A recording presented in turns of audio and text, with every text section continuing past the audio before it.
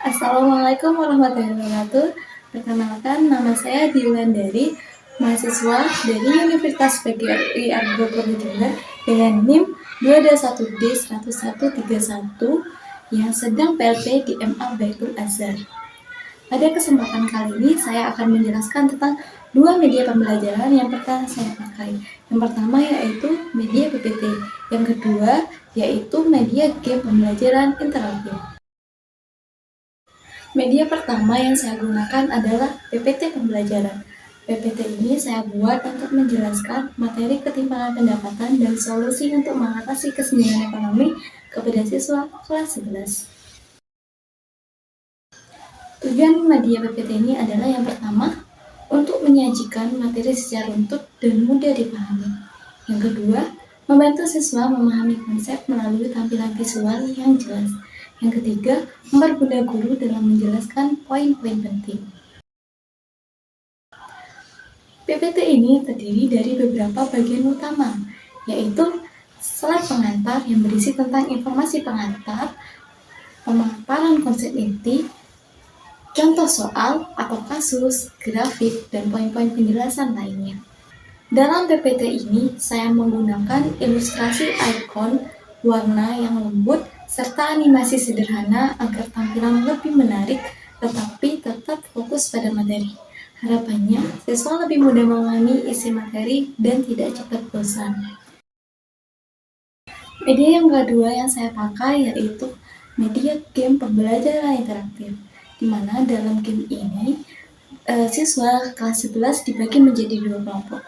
Tiap kelompok berbaris setiap kelas dan berjajar ke belakang. Cara main game ini sangat gampang.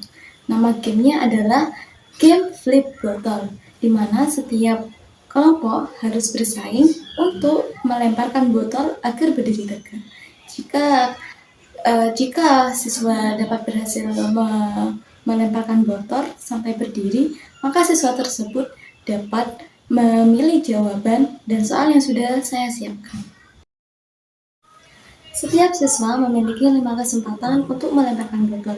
Jika dalam 5 kesempatan ini mereka gagal, mereka harus putar balik ke belakang untuk mendapatkan giliran selanjutnya. Siklus ini terus berulang sampai semua soal dan jawaban yang sudah disiapkan oleh guru sudah habis.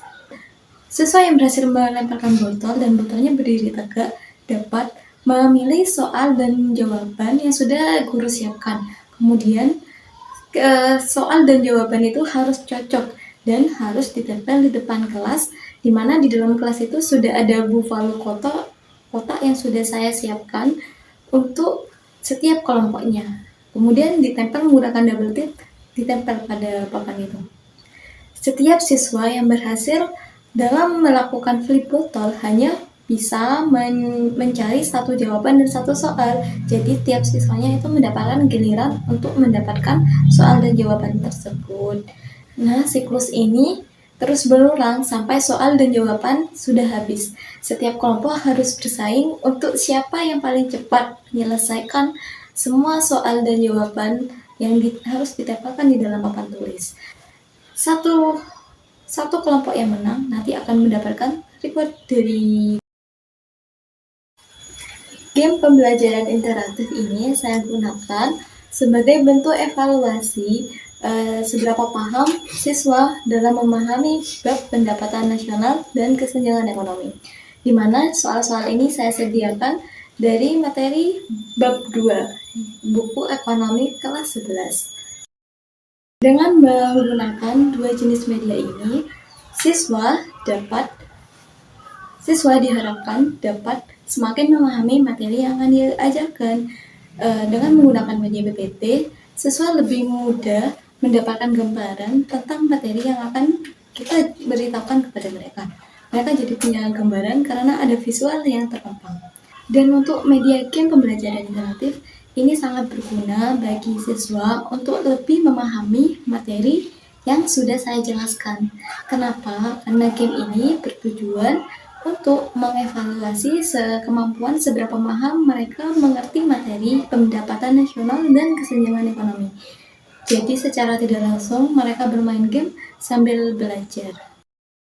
Nah, Jadi media yang pernah saya pakai semasa PLP itu ada dua. Yang pertama tadi PPT sama game pembelajaran interaktif. Selain dua media yang saya pakai, sebenarnya ada banyak media pembelajaran yang lainnya yang sangat berguna dan yang pastinya dapat membantu guru untuk menyampaikan materi kepada peserta didik. Salah satu contoh game lainnya itu seperti media video pembelajaran, media media LKPD, di papan tulis. Sebenarnya kalau kita pakai papan tulis sama cuman kita nulis aja poin-poin yang penting, itu termasuk media, tapi kurang menampilkan visual, dimana secara kemampuan visual mereka tuh harus dilestarikan. Jadi kita harus dengan menggunakan PPT atau semacam video pembelajaran lainnya, secara tidak langsung metode belajar visual mereka jadi tercapai, mereka jadi lebih menguasai materi tersebut, lebih paham begitu. Karena kalau di dalam PPT semua tiap poin-poin penting itu kan sudah ada ya. Sisa tuh cuma tinggal membaca poin itu dan gurunya tinggal menjelaskan lebih dalam ya tentang poin itu. Oke, karena tidak mau lama-lama lagi saya dalam membuat video ini, jadi saya tutup dulu ya. Kesimpulannya ya, dengan saya menggunakan dua media tadi, siswa itu lebih paham tentang materi yang saya jelaskan kepada mereka. Jadinya secara tidak langsung, menurut saya media PPT dan video pembelajaran menurut saya sudah tepat sih untuk mahasiswa saya. Jadi saya tutup dulu. Terima kasih sudah menonton video ini. Mungkin video ini banyak kekurangan dan banyak sekali hal lainnya yang saya penyampaian saya yang kurang jelas. Jadi mohon maaf jika terjadi kesalahan. Saya tutup dulu. Wassalamualaikum warahmatullahi wabarakatuh. Dadah, bye bye.